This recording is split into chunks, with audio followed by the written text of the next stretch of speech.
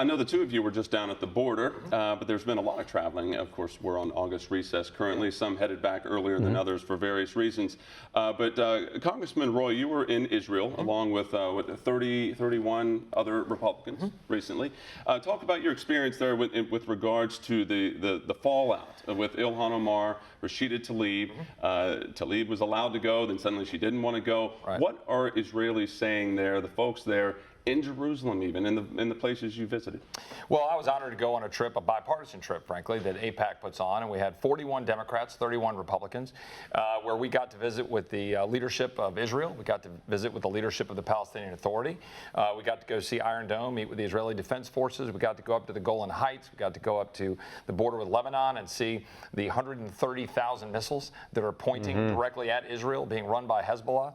We got to see what's being done coming out of Gaza by Hamas, targeting Israel with balloons and explosives and incendiary devices since Israel pulled out of Gaza in 2005 and pulled out of Lebanon.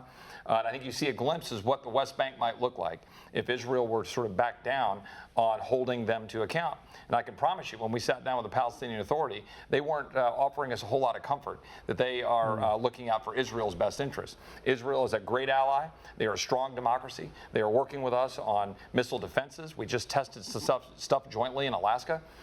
Working with us on intelligence. They're leading the charge against terrorism in the Middle East.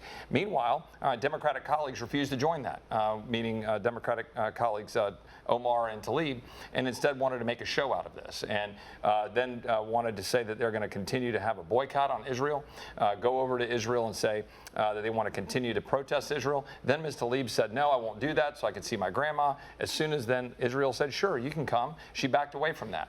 This was all a political stunt, all done to damage Israel, despite the fact that Israel's one of our greatest allies, and they should be ashamed of themselves for politicizing that. And based on the reaction that we've seen from Israelis, folks over there in the Middle East, and folks over here, is this, the 2020 election, going to be that final tipping point of Israeli support for the Republican Party in America, where Democrats claim 75% of Jewish American people support them? I will say this: think about President Trump.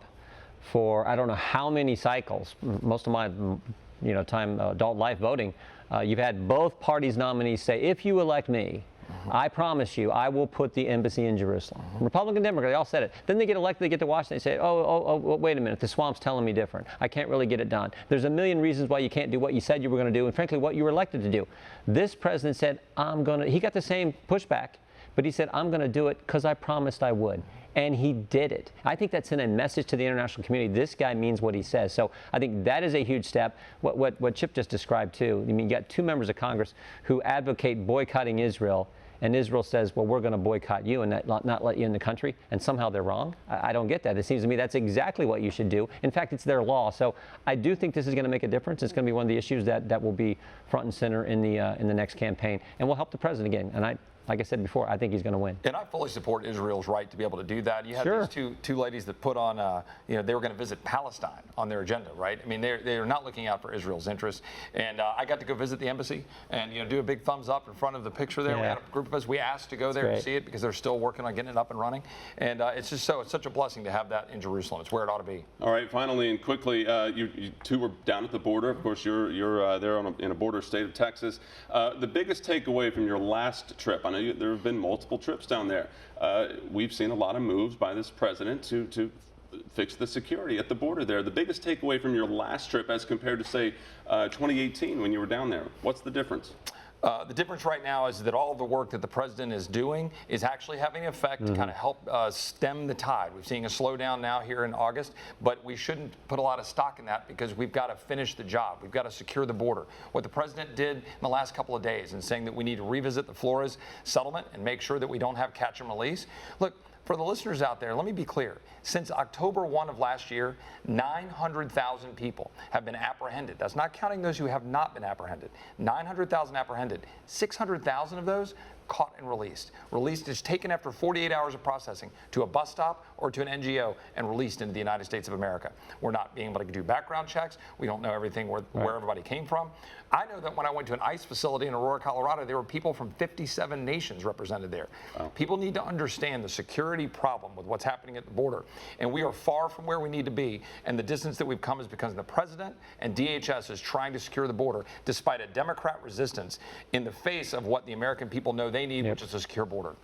All right, Congressman Jordan, Congressman Roy, we do have, we want to let you push folks to your websites. Of course, elections, campaigns are important. How can folks contribute? They can go look up Jim Jordan. There's all kinds of opportunities. I don't need to list them all off, but I appreciate that. But most importantly, help people like Chip Roy, who's a freshman member of Congress, coming there doing what he told his voters he was going to do, fighting for the principles that make our country the greatest nation ever. We need him to help people like Chip Roy and some of our other good members who are doing things the right way. I agree. ChipRoy.com. I appreciate any support. I'll say it. ChipRoy.com. But look, House Freedom Fund. Come support the rest of the members of the House Freedom Caucus, doing what they said they would do, standing up for a secure border to balance the budget, to have a strong economy, a strong military, lower health care prices, stand with the president, and be proud of this country. All right, ChipRoy.com.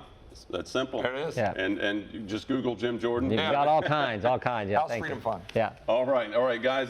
Thank you. We've enjoyed it. We appreciate your time. Thank you. Appreciate it. Want to see more videos like this?